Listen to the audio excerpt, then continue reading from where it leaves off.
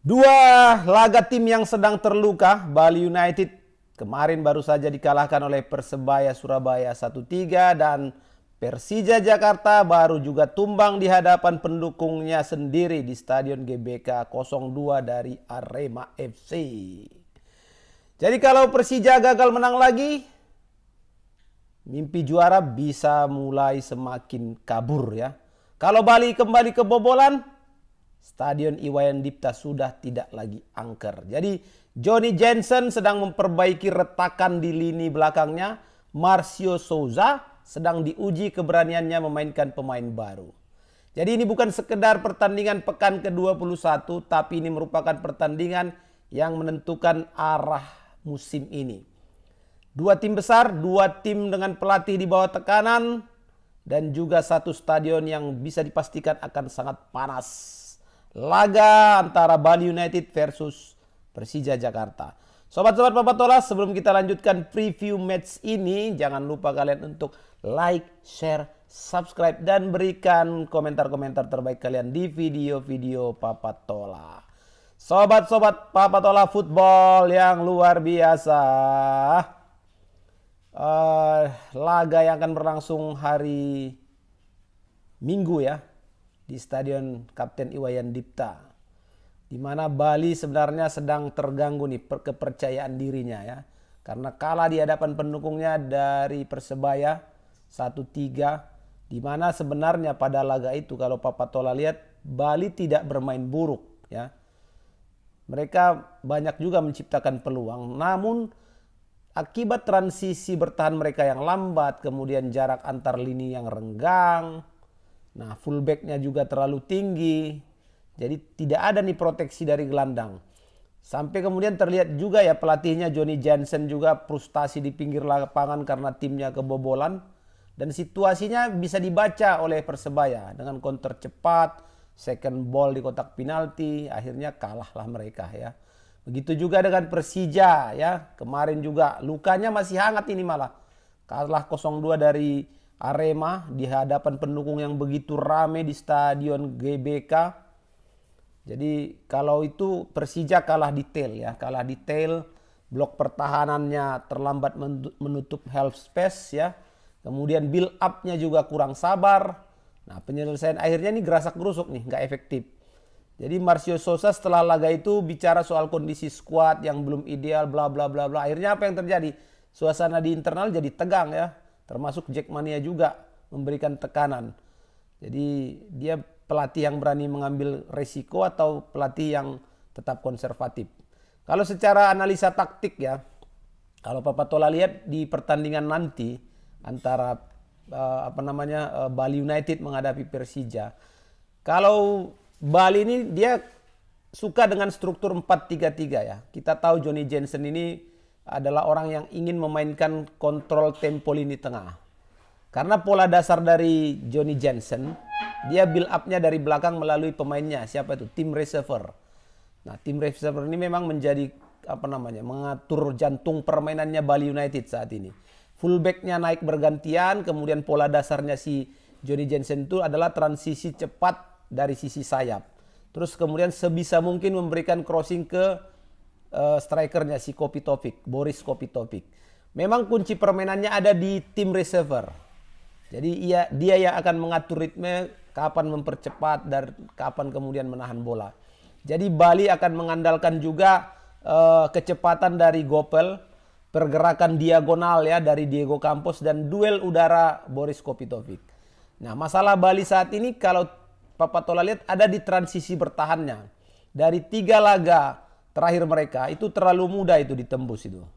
Jadi sewaktu kehilangan bola di half space, jarak antar lininya yang renggang, ya ini tadi. Makanya jika pemain si Persija, si Maxwell atau Jan Mota mampu mengeksploitasi ruang lini belakang fullback, ini Bali bisa kembali bermasalah.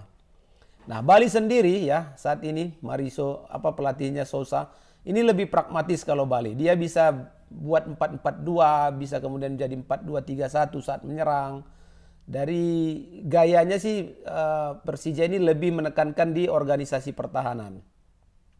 Kalau kekuatan Persija, ini blok pertahanannya solid ya. Kita tahu kemampuan leadership dari Rizky Ridho serta juga kemampuannya dalam membaca arah serangan lawan juga sangat bagus ya.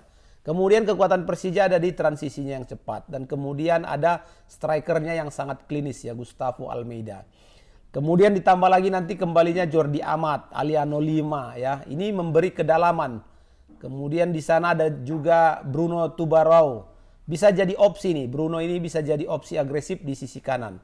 Walaupun nanti tidak ada Hanif Sambandi, keseimbangan lini tengah Persija akan sedikit berubah. Tapi John Mata bisa mengambil peran deep lying playmaker jika memang dia diberi kebebasan oleh Sousa. Kalau menurut Papatola, pemain-pemain baru Persija seperti Sen Patinama, Paulo Ricardo, ya, Mauro Gistra, sepertinya bolehlah diberikan kesempatan untuk menunjukkan kemampuannya ya. Apalagi juga kemarin Jackmania juga sudah memberikan wanti-wanti juga. Karena kita tahu Sen Patinama ini kan back kiri modern ini.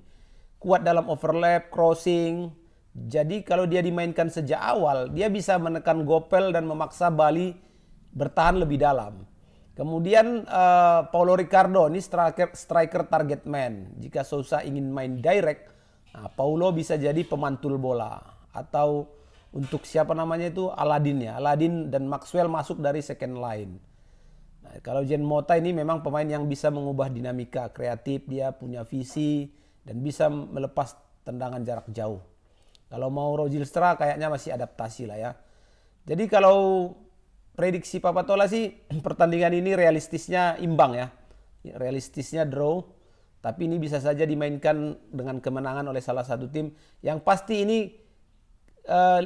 lewat detail-detail kecil. Siapa yang melakukan kesalahan kecil aja ini bisa berbahaya, bisa berbalik arah. Jadi harus benar-benar konsentrasi, fokus kedua tim dan tidak melakukan kesalahan-kesalahan yang tidak perlu. Jadi dari kedalaman skuad ya, kalau kita lihat Bali ini secara kedalaman, Bali sebenarnya cukup stabil. Lini belakangnya ada rotasi antara Kadek Arel dan Joe Ferrari. Bek sayapnya juga punya opsi pemain muda yang energik. Kalau lini tengahnya sangat kuat ya, ada receiver Kadek Agung sama TP Yachida ya. Ini memberi kombinasi pengalaman dan juga mobilitas di dalam roh permainannya Bali United. Kemudian memang kalau receivernya bisa dimatikan oleh si Persija, Bali memang agak kurang ini opsi alternatif kreatifnya jika tim receiver dimatikan.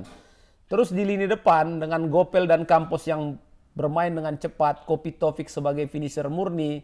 Ini masalahnya satu aja, kalau salah satu dari tiga ini cedera atau terkunci, bisa diisolasi oleh pemain belakang Persija, ini variasi taktik mereka jadinya terbatas. Jadi Bali bukan tim yang punya banyak game changer dari bangku cadangan. Kedalamannya ada ya, tapi kedalaman itu tidak bisa mengubah wajah pertandingan. Itu dia kalau Papatola melihat seperti apa kedalaman Bali United. Nah kalau Persija kemarin kekalahan dari dari Arema itu, ini nggak sinkron ya antara jarak antar lininya, terlalu jauh gelandang dengan striker. Jadi build up-nya sering terputus di tengah. Kemudian kreativitasnya minim kemarin itu. Tanpa Jean Mota sebagai starter penuh, kreativitasnya sangat bergantung pada Maxwell. Nah crossingnya ini lagi-lagi bermasalah. Crossingnya nggak efektif. Banyak bola masuk ke kotak penalti tanpa variasi. Tapi yang pasti yang menarik kemarin, pertahanan mereka sebenarnya nggak rapuh-rapuh amat ya. 2 gol Arema itu kan datang dari situasi yang bisa dikategorikan itu kesalahan kecil. Jadi bukan timnya yang hancur, tapi timnya kehilangan fokus pada saat itu. Jadi secara duel taktis nanti receiver versus Jean Mota, sayap Bali versus back Persija. Kemudian yang menarik nanti jika Sen dimainkan.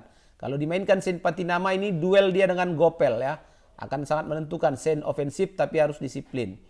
Kemudian akan ada duel taktis lagi antara Gustavo Almeida versus Joao Ferrari.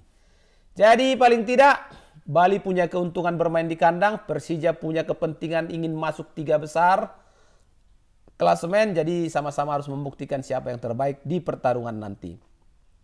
Itu saja sobatku. Preview match dari Papatola untuk laga Bali versus Persija Jakarta. Jangan lupa kalian untuk like, share, subscribe, dan berikan komentar-komentar terbaik kalian sobatku. Sampai jumpa. Assalamualaikum warahmatullahi wabarakatuh.